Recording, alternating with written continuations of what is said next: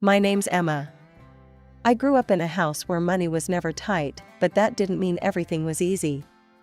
See, in my family, there was my dad, Robert, a big shot who owned one of the fanciest restaurants in town. My mom, Laura, who could have won an award for the world's best social butterfly. And then there was my sister Lily, the golden child in my mother's eyes. From the get-go, it was as clear as day that my mom had a favorite, and it wasn't me. I mean, sure, Lily was the cute little one with curls and giggles that could light up a room, but I wasn't exactly the family goblin. Emma, can you clean up your room and then help set the table? We've got guests tonight, Mom would start in, the moment I walked through the door from school. Sure, Mom. Is Lily helping out too? I'd ask, dumping my bag and hoping for some fairness. Mom would shoot me a look, the kind that meant don't push your luck. Lily's got her dance class. You know how important that is for her. And just like that, I'd be stuck doing chores while Lily got to prance around in some dance studio.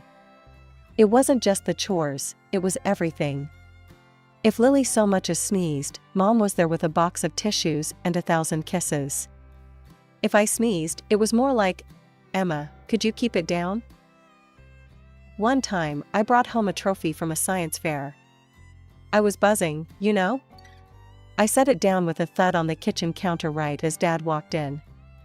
Hey, Pumpkin, what's this? Dad asked, his eyes lighting up as he lifted the trophy. I won it. First place in the science fair, I said, trying to keep the excitement from making me bounce off the walls. That's my girl, Dad cheered, pulling me into a bear hug. We were still laughing when Mom walked in, Lily in tow. Oh, what's all the noise? Mom asked, barely glancing at the trophy. Lily, show your dad the painting you did today. Dad looked from the painting to my trophy, his face all kinds of twisted in discomfort. That's a great painting, Lily. And Emma, we'll celebrate your trophy tonight. How about your favorite pizza? You're always making a fuss over Emma's school stuff, Mom snapped once Lily had left the room. She gets enough attention as it is. Dad's face went serious real quick. Laura, both girls deserve our praise. Emma's achievement is a big deal. Mom just huffed. Well, I think we focus too much on academics. Lily's creativity is just as important. The thing was, Lily knew she was the favorite, and she played it up every chance she got. Mom said I could have your old iPod since you got a new one for your birthday, she'd say, all casual like it was nothing. Did she now? I'd snap back, tired of the hand-me-down life my belongings seemed to lead once Lily took an interest. If you're gonna be mean, I'll just tell Mom, Lily would threaten, her voice all whiny. Dad tried to make things right when he could. He'd sneak me extra allowance money or bring home a book he knew I'd like. Don't let it get to you, Pumpkin, he'd say. You're worth 1,000,000 of those iPods or whatever it is this week. But no matter what Dad did, it couldn't quite balance the scales at home. Mom's favoritism was like a constant gray cloud over the house, and no matter how much Dad tried to shine a light through, that cloud wouldn't lift. The day I got my college acceptance letter felt like the first real win in a long time. I was going to college a good 3 states away. It was far enough to carve out my own space, away from the constant shadow of being the less favored daughter. I remember waving that letter in the air when I burst into the kitchen, where Dad was fixing himself a coffee. His face lit up like a Christmas tree when he read the headline. Look, Dad. I got in. I couldn't keep the quiver out of my voice, a mix of nerves and excitement bubbling up. That's fantastic, Emma. I knew you could do it. Dad pulled me into a tight hug, his pride evident. But the moment was cut short when Mom walked in, her eyes narrowing slightly as she took in the scene. What's all this then? She asked, her voice cool. I handed her the letter with hands that trembled, not from excitement but from the impending backlash. I got accepted into college, I managed to say, trying to sound more confident than I felt. Mom read the letter, her lips tightening with every word. This college, it's states away. I was thinking you could just stay here, help out at the restaurant. We could use that college fund for Lily's education instead. She wants to go to that private art school. I felt like I was being sucker punched. But that money was set aside for me, for my college, I said, my voice rising despite my attempts to keep calm. Dad stepped in then, his usual calm demeanor gone. Laura, we agreed that money was for both our children's education. Emma has earned her chance to go to college. She's going, that's final. Mom's face flushed a deep red. You always spoil her. What about what Lily needs?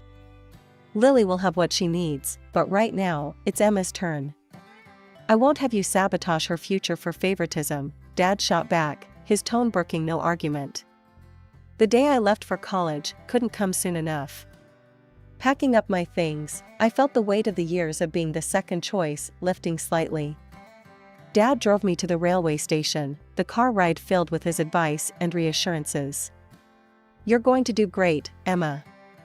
I'm just a call away, remember that, Dad said as he pulled up to the curb. I nodded, swallowing the lump in my throat. Thanks, Dad, for everything. As I hugged him goodbye, I caught a glimpse of Mom and Lily in the car. Mom's look was unreadable, cold even. Lily just stared out the window, her expression sour. Living on my own was like taking a deep breath after years of short, stifled gasps. The rented apartment was small, but it was all mine, or at least, felt like it. Dad sent me $2,500 every month for my expenses, promising to also pay for my tuition twice a year. It was more than generous, and I made it a point to manage that money like a pro, careful not to splurge, cautious about every dime, even though no one was looking over my shoulder anymore. My days settled into a comfortable rhythm. College was a buffet of knowledge, and I was there with an empty plate ready to fill it up. I steered clear of the frequent campus parties. They were tempting, sure, but I didn't want anything throwing me off track. I was here to make something of myself, not just to party. Despite the freedom, I found myself missing Dad. We didn't talk much. I didn't want to bother him too much, knowing he had his hands full with the restaurant and everything. Plus, I wanted to show him, and maybe a bit to myself, that I could stand on my own 2 feet. But, I did end up getting a job at a local cafe. It wasn't much, but it helped me feel even more independent, padding out my carefully managed budget with a bit of extra cash. One day, nearly a year into my new life, I was wiping down tables when my phone buzzed. It was Mom. My stomach knotted up a bit as I picked up. We hadn't exactly kept in touch. Emma, we need to talk, Mom's voice was stern, cutting through the noise of the cafe. It's about your father. He's hit a rough patch financially. We can't send you money for your apartment anymore. You'll need to figure something out. Okay, thanks for letting me know, I managed to say, keeping the tremble out of my voice. After hanging up, the reality set in. No more money for rent. I needed a plan. Fast. The next day at college, I talked to my friend, Jamie, who I knew was also struggling a bit with finances. Hey, Jamie, you got a minute? Sure, what's up? Jamie looked up from her books, pushing her glasses up her nose. I need a new place to stay. Budget cuts. Any chance you're looking for a roommate, or know someone who is? I tried to keep it light, but Jamie caught the strain in my voice. Actually, I'm in the same boat. My roommate just bailed. Want to team up? We could find a cheaper place together, she suggested, a hopeful note in her voice. That sounds like a plan. Let's do it, I said, relieved. Moving in with Jamie meant not only saving on rent but also having someone around who understood the college grind. We found a small apartment closer to campus. It wasn't much, but it was affordable. With our combined furniture and some thrift store finds, it slowly started to feel like home. Between my job at the cafe and a new gig at the college library, I managed to scrape together enough to keep myself afloat. I was halfway through my semester, buried in books at my desk, when my phone rang. It was Mom again. Emma, there's something you need to understand, she began without preamble. Her tone was serious, more detached than usual. Lily has decided to go to college. It's a costly affair, and we've decided that your father's funds will now solely support her education. I paused, my heart sinking. What do you mean? What about my fees and living expenses? It means you need to figure something out. Maybe stop school and work for a while, she said briskly. Mom, that's not fair. I'm halfway through my program. How can you just pull the plug? I felt my voice rise, the frustration building. I need to talk to Dad. I'll call him myself. Your father isn't doing well, Emma. He's very sick. Pressuring him about money could make things worse. You wouldn't want to be responsible for that, would you? Her tone was accusatory, manipulative. No, of course not, I stammered, a mix of anger and concern washing over me. She didn't wait for my response, just hung up, leaving me staring at my phone in disbelief. I stood there, phone in hand, feeling like the floor had dropped from under me. This couldn't be happening. I needed to find a way to keep going, to not let all I'd worked for slip through my fingers because of family politics. Determined not to give up, I tightened my belt in every way possible. My meals became smaller and less frequent, often skipping breakfast to save a few dollars. My focus was on my studies. Keeping my grades up was my one ticket to a potential scholarship. Hey, Emma, we're all heading out tonight to celebrate midterms being over. You should come. Jamie said one evening, her face alight with the anticipation of letting loose. I can't. Need to save every penny I can, I replied, feeling the weight of isolation that my financial situation brought. As I continued working 2 jobs, the fatigue began to catch up with me. The cafe shifts that ended past midnight were the hardest. I'd trudge home, feeling the exhaustion bone deep, only to be up a few hours later for class. One evening, after a particularly grueling shift, I staggered home, ready to grab maybe an hour of sleep before my morning class. As I reached for my textbooks, a wave of dizziness washed over me. The room spun wildly, and I felt myself losing balance.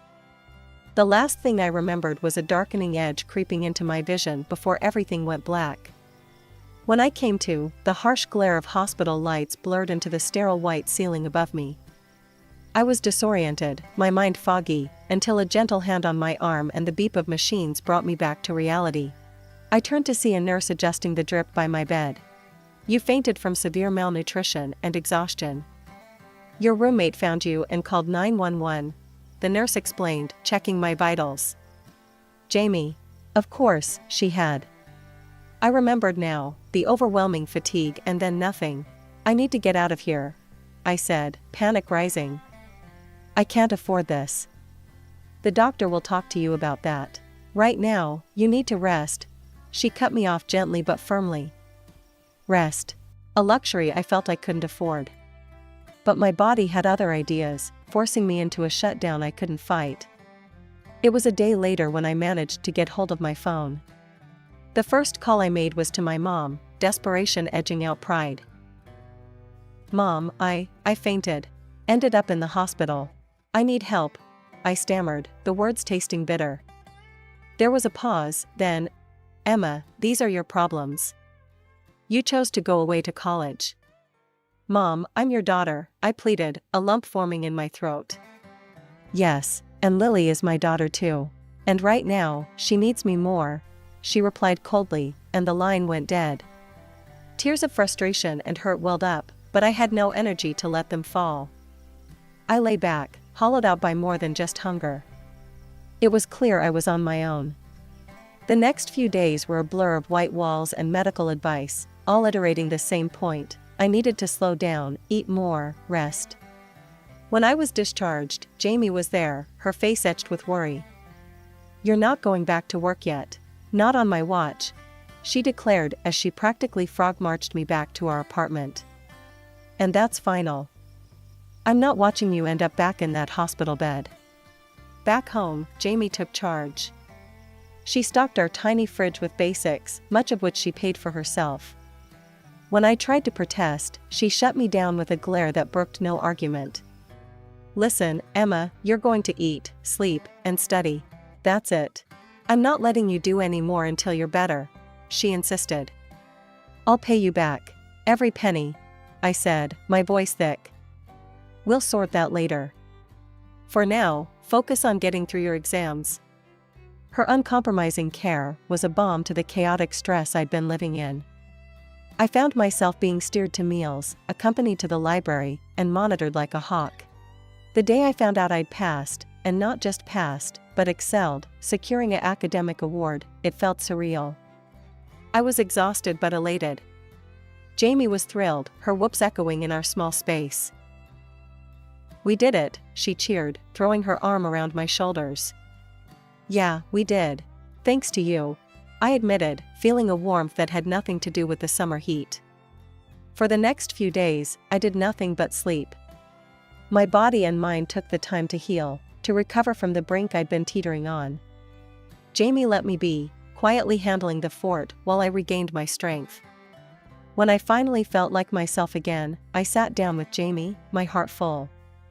"I don't know how to thank you," I started, but she waved me off. The train rattled along tracks lined with blooming fields, carrying me home for the holidays. I hadn't been back since I left for college.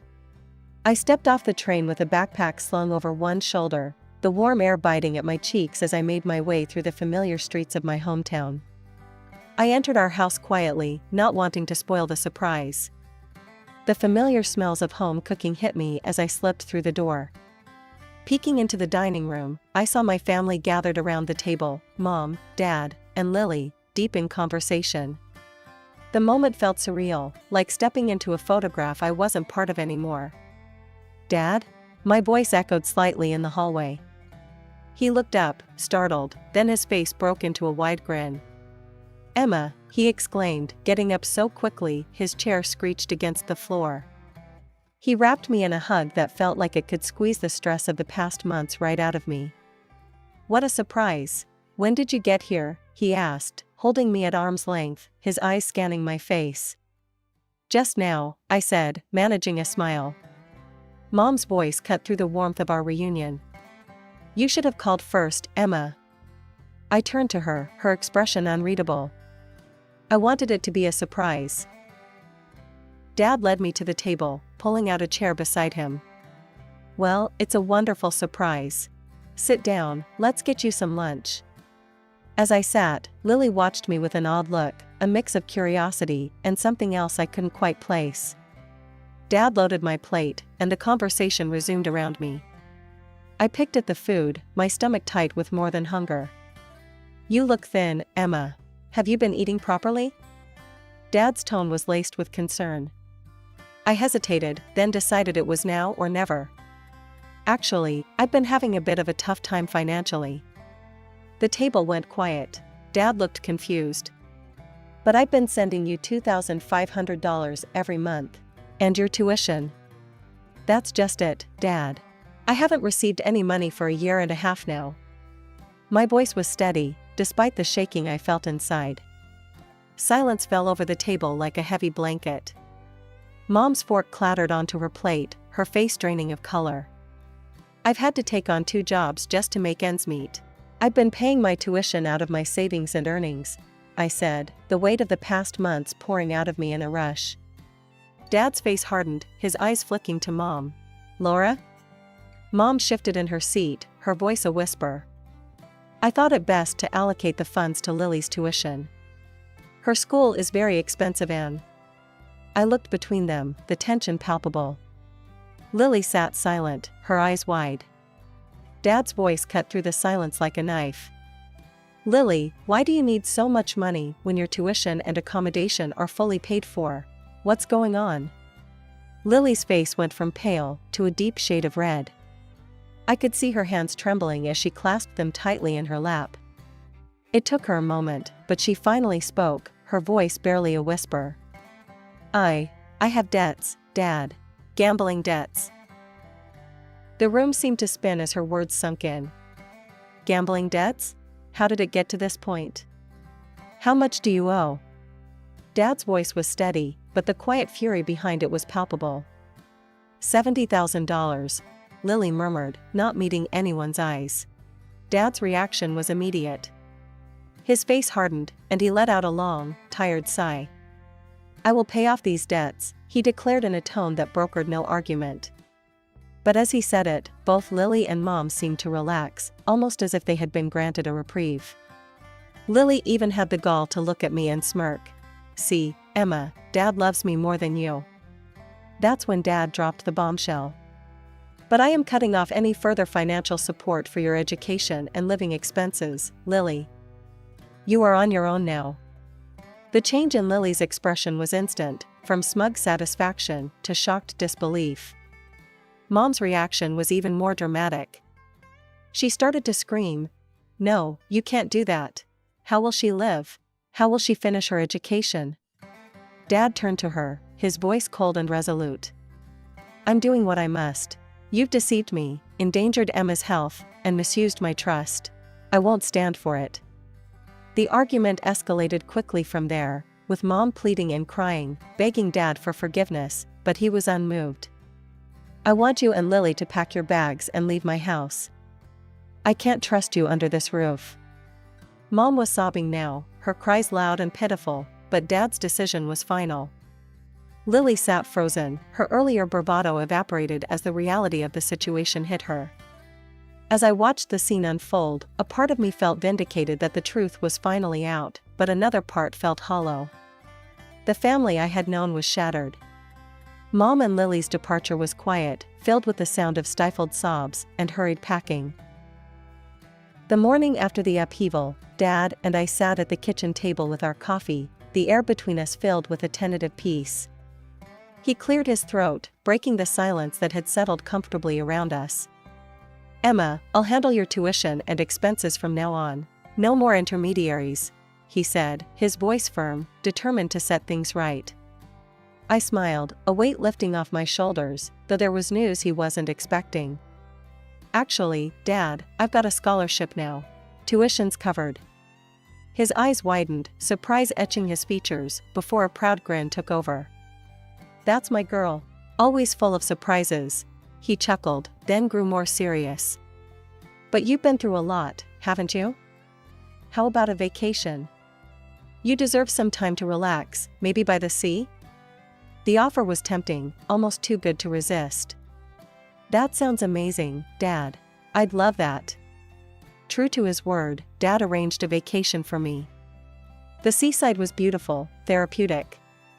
The sound of the waves, the serene sunsets, and the gentle rhythm of the water were a stark contrast to the chaos that had become my life back home.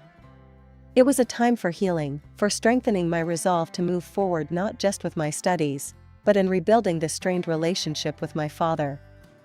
When I returned from the vacation, refreshed and with a renewed sense of purpose, I dove back into my studies with vigor. College life resumed its pace, but this time I was more involved, occasionally attending parties with friends, allowing myself to enjoy the full spectrum of the university experience. During this time, the finalization of my parents' divorce came through. Dad retained the family property, and Mom was left with a modest monthly income, barely enough to get by. It was a stark downfall from the lavish lifestyle she was accustomed to, but the consequences of her actions had been inevitable. One evening, as I was preparing for a midterm, my phone rang. It was Mom. I hadn't heard from her since she and Lily left the house that fateful day. "Emma, please, you have to talk to your father for us." Her voice was shaky, desperate. "It's Lily. She hasn't stopped gambling. She's in debt again. We need help." The cycle hadn't broken, it had just restarted. I felt a pang of sympathy for Lily, but the years of being overlooked hardened my heart. "Mom, I can't. It's not my place to fix this." "But we're family," she tried to insist. "I was family too, when you chose Lily over me repeatedly," I said, my voice steady despite the turmoil inside. "I hope Lily gets the help she needs, but it won't be through me." There was a pause, heavy and laden with unspoken words, before Mom finally whispered a goodbye. I hung up, a mixture of relief and sadness washing over me. The decision to step back wasn't easy, but necessary. I needed to protect the peace I'd fought so hard to find and maintain the boundaries that kept me sane. Life moved on. Dad and I rebuilt our relationship, stronger and more honest than before. He supported my academic endeavors, and I kept him updated about my life, ensuring he never felt out of the loop again. As I progressed through college, the lessons I learned weren't just academic. They were about resilience, about the importance of standing up for oneself, and about the complexities of family. I graduated with honors, a testament to my determination and my father's unwavering support.